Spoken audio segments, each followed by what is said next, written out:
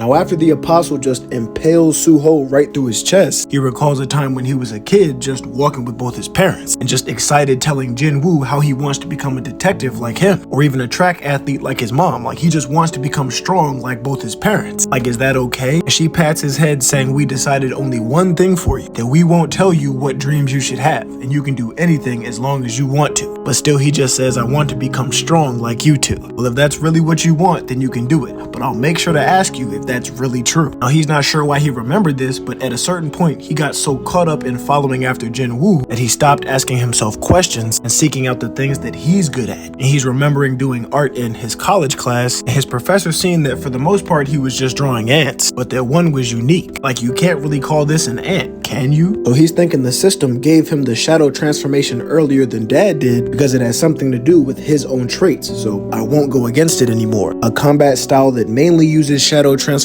I won't be fixed on any form and I will draw shadows freely. So while the apostle's impaling him, all the shadows start morphing around them, and him doing this is making it hard for Biru to maintain his form. So Isol's like holding him back, asking what the hell's going on, and Suho's really pulling him into it. But he was able to resist, saying, I don't know what's going on, but I think the young monarch might be breaking out of his shell. Now the apostle's just looking like, what the hell, did he have some dormant power? I need to hurry up and push him to the verge of death so I can get a star fragment into him. Again, he's just trying to brainwash him, but while he's thinking that, some shit's coming at his face, so he has to jump back fast as shit because it looked like Suho expanded a domain or something. But he's still confused because hunters are not supposed to get stronger, so did he have a second awakening? And the hole that he put through him starts filling up with the shadows. Like, is this actually healing his injury with shadows? That's wild. And as the transformation completes, oh yeah, that's cold. I gotta give it, this shit is tough, yo. Like, this manga has a bunch of good ideas in it. He's thinking, like, can the shadow transformation only be used to turn shadows into weapons? But if I think about the trait of a shadow, which is the ability to change forms, I should be able to use it in various ways. And as he's thinking that, he attacks him with a shadow bite from below, but he just casually cuts it in half. Now, he is still getting jumped, and the big yo tries to swing from behind, but again, he just blocks it, saying, I already told you, these shadows aren't enough. And he just dices him to pieces with no difficulty. So Suho's like, alright, bet. If this shit doesn't work, then there's really nothing I can do. Because not only is he concentrating his shadow transformation, but he activated his bonding skill with Isol. So he goes to blitz right at him and just one punch his ass, and the apostle can tell that that power is dangerous, but there's no way I'm gonna get hit by such an obvious attack. And he just weaves it as he slashes his shoulders up. And it doesn't look like he took that too well. He's about to cut off one of his legs to make it easier to brainwash him. But as Suho's falling back, he looks at him and says, wow, didn't know the shadow transformation could be used like this. He just attached his charged up bonding skill to one of his shadow soldiers and rocks him clean in his shit, just straight from the blind spot. Again, the attack was charged up, so the damage is crazy. Shit flying everywhere as Suho sends him flying. And after all the smoke and dust settle, Suho's just standing there menacingly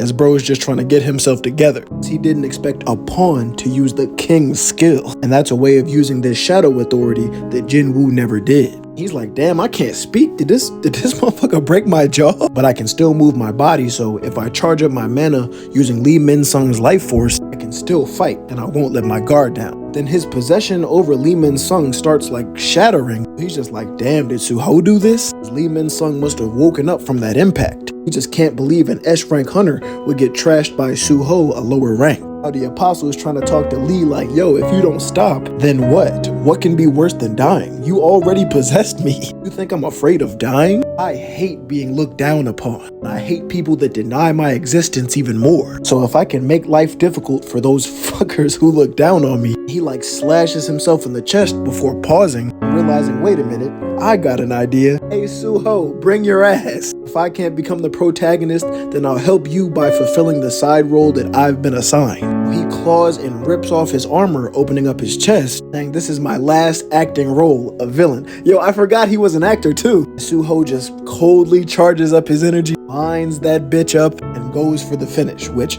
I assume it is, because this is the end of the chapter.